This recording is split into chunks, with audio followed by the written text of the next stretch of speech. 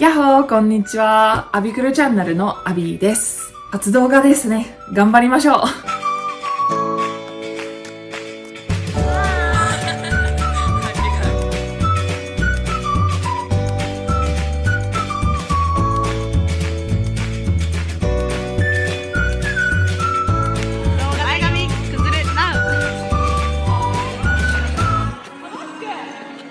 So, how did I get to Japan in high school?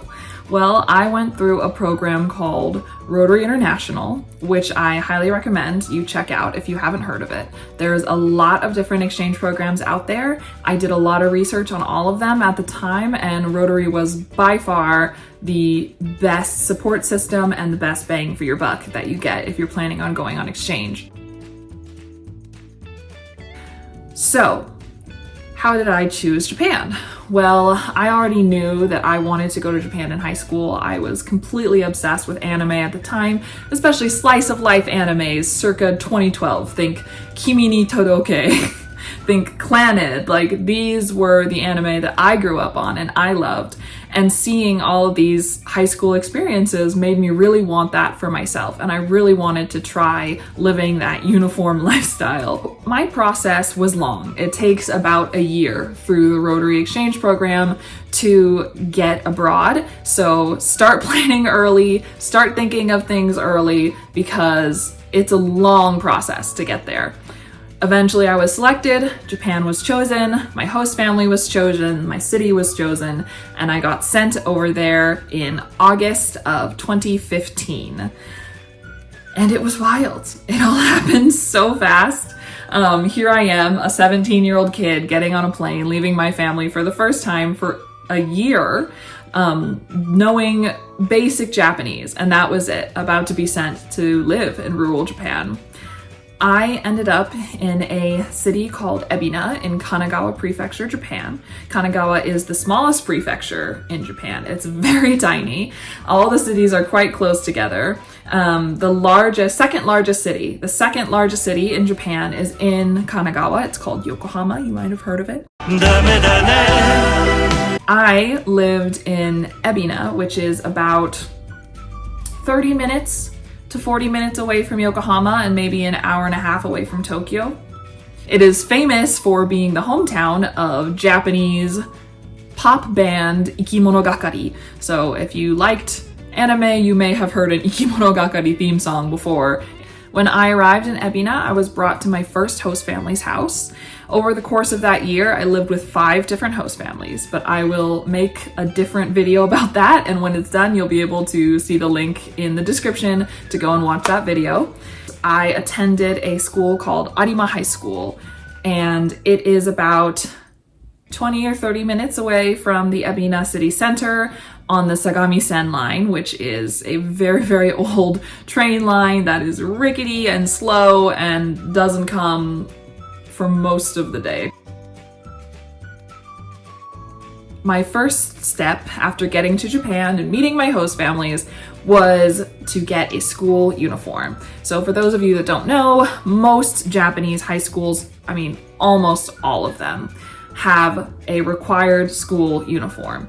And all of these uniforms vary wildly depending on what kind of school you're going to, where your school is, if it's a public school or a private school, but most schools are gonna require a uniform.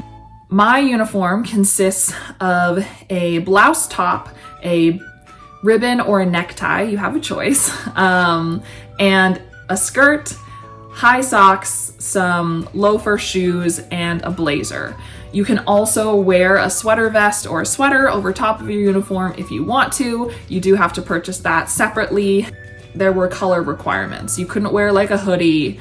You had to wear a navy blue or gray sweater. School rules, there's a lot of them. School rules were mostly uniform based, the biggest ones. So you can't dye your hair any color other than its natural color. No earrings, no makeup, no color contacts. You were not allowed to wear your skirt shortened.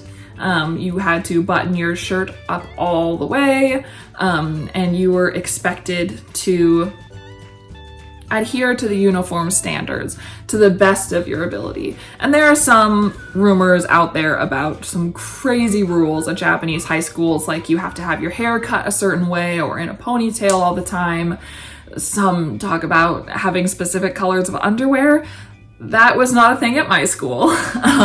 My school was a little bit more relaxed, but still, I would say very average. I dressed exactly to this standard on the first day of my Japanese high school, and I was immediately alerted that the rules were not kept by most of the student body. Lots of people had their hair slightly dyed above their natural color. Everyone was wearing some degree of light makeup. Lots of girls had kind of either obvious or not so obvious color contacts. And all of the girls had ridiculously short skirts. Another huge part of school life in Japan is the clubs. So clubs, also known as bukatsu, are these kind of hobby clubs and sport teams that exist at Japanese high schools. My biggest regret was joining the clubs a little bit later in the year, and I really wish that I had joined sooner. I kind of ended up, rather than volunteering, I kind of ended up falling into each one of these clubs through some sort of event. And if you'd like to know more about that, you can leave me a comment and I will definitely try to make a video about it in the future. But I ended up in 4 clubs, which is way too many. I was in the dance team, I was in the Ikebana flower arrangement club, I was in the English club, and I was in the volunteering club. There are 2 main events in Japanese high school life, which is the Taikusai and the Bunkasai. The Bunkasai is the cultural festival and the Taikusai is the sports festival. And if you've watched any high school anime ever, you know what these are. And they are very accurate to what you see in the anime. My Bunkasai happened right when I was first arriving, and my class built a haunted house from scratch out of cardboard and plastic bags. I'll show you some behind the scenes footage and images here.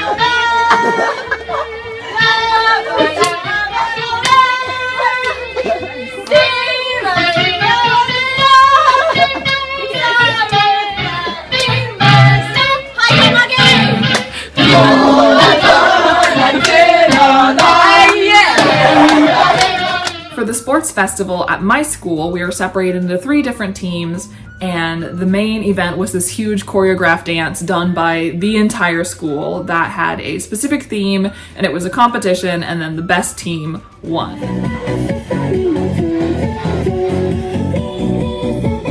After an entire year of living in Japan, I was now fluent in Japanese. I started out not being able to even tell a story or tell a joke, but by the end of the year, I was able to have deep and meaningful conversations with my close friends, and this was all because of living in a fully Japanese environment. I chose not to engage with the exchange students so much and really put my effort forward into making Japanese friends, which is the biggest recommendation I can do for you. Whether you're going to Japan in high school or in college or to go and teach English, try to stay away from your comfort zone. Go and hang out with Japanese people. Go and hang out with people who do not speak your language and learn theirs. I made sure to study on the weekends. I studied during my free time at school. I read manga because there's furigana on there, which makes it a lot easier to understand. That was what allowed me to learn Japanese so well and so quickly in my 1 year of living in Japan, was to really dedicate myself to that year. You gotta think, this is your 1 year that you used for a reason. You're here to learn Japanese, to absorb Japanese culture. And you are gonna do that by not hanging out with exchange students and not speaking in English all the time. You have to really dedicate yourself to what you're doing. And because I did, I was able to make friends in so many spheres, from my clubs to my classmates, other people at my school, my host family members and my host siblings and their friends, my Rotary community. I really tried to surround myself with as many people as possible, and you just gotta keep talking, and you're gonna make mistakes and it's gonna be embarrassing, but you're gonna be okay. And eventually you're gonna be speaking. And that is such an amazing feeling that I can still remember the first conversation that I had fluently in Japanese, and it's 5 years later. If you're thinking about going to high school in Japan, I recommend you get started right away. There's so many amazing options for you. I will link some of them in the description, and I wish you the best of luck on your journey. I hope you choose Rotary. That one's my favorite. But if not, feel free to leave me a comment, and if you have any questions, I'll answer them to the best of my ability. And I will see you in the next video. I can't wait to tell you all about what going to college in Japan was like. See you then. じゃあね. Bye!